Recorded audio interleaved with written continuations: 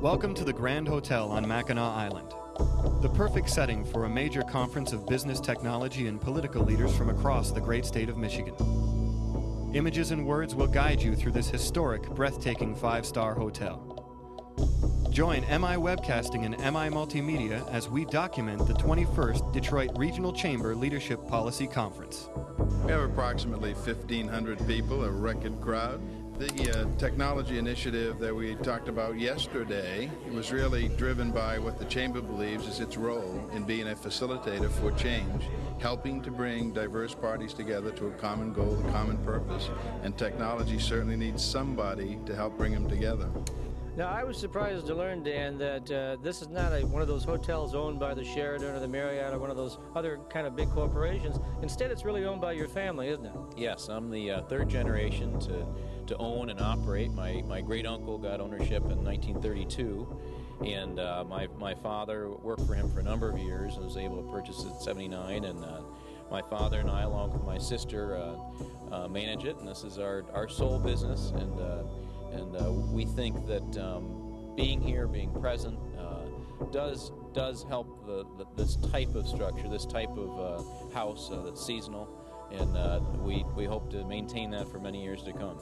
Detroit is completely unique because the environmental process to get the approvals to do what we are doing here in Detroit will probably never happen in Boston or anywhere else. Detroit, with the new midfield terminal at Metro Airport, has become the launch pad for business travel worldwide. The opening session was capped by a gala reception on the deck of the Grand Hotel. The second day began with several panel discussions, including one on cybercrime, which featured Michigan Attorney General and gubernatorial hopeful Jennifer Granholm. Woman in Genesee County. She's married.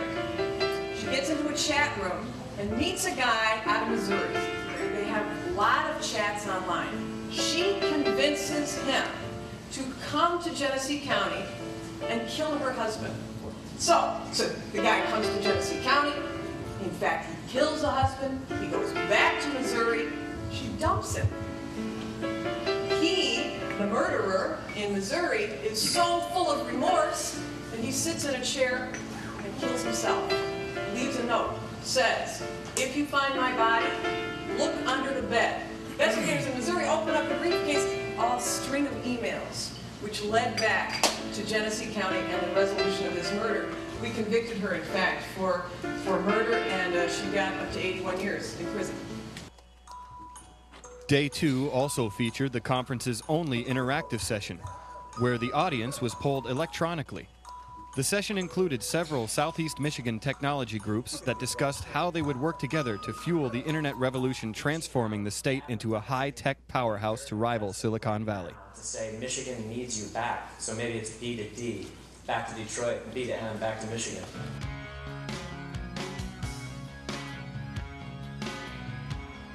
It's good to be back in Michigan. This is last time was the first overnight. My wife and I have been able to spend here in a couple of months, so we were excited. In a news conference, former Michigan Senator, now U.S. Energy Secretary Spencer Abraham, promised a comprehensive national energy policy that would eliminate the threat of electricity supply problems nationwide. We have a program, the Energy Star program, which I think is one of the real positive federal government programs that identifies appliances and also certain buildings that have met certain kinds of efficiency goals. So we intend to expand that program as well. So there are a lot of different elements to it. they're actually webcasting this session right now and will all the way through the 7 o'clock hour with Digital Detroit. So we are on television, Frank. And I didn't even, did you smile?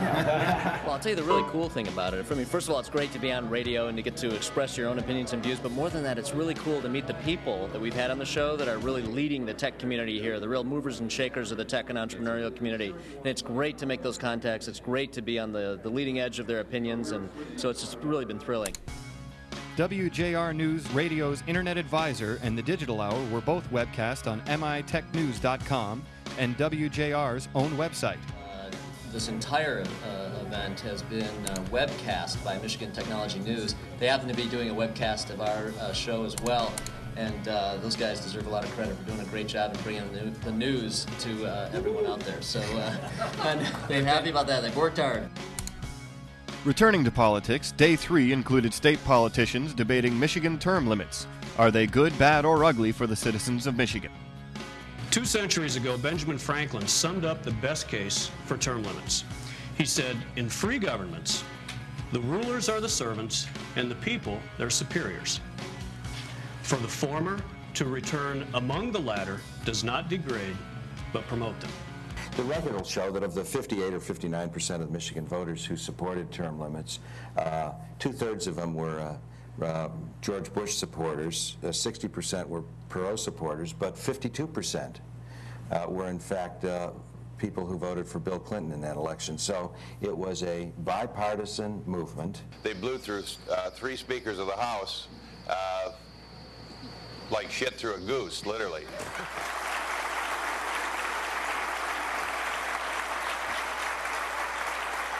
The chamber really should be commended for its leadership role, both in strengthening the economy of southeastern Michigan and in putting together this great conference in such a beautiful location.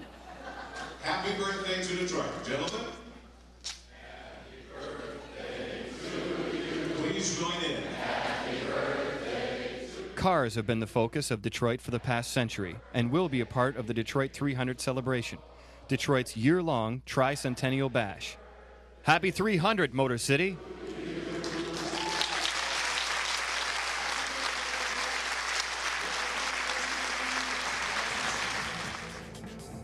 The weekend was capped off with a meeting of the Big Four. The guests and speakers included Edsel Ford, Ed McNamara, John C. Hertel, L. Brooks Patterson, and exiting Detroit Mayor Dennis Archer. Mayor Dennis Archer, Edsel Ford's leadership, and Detroit 300.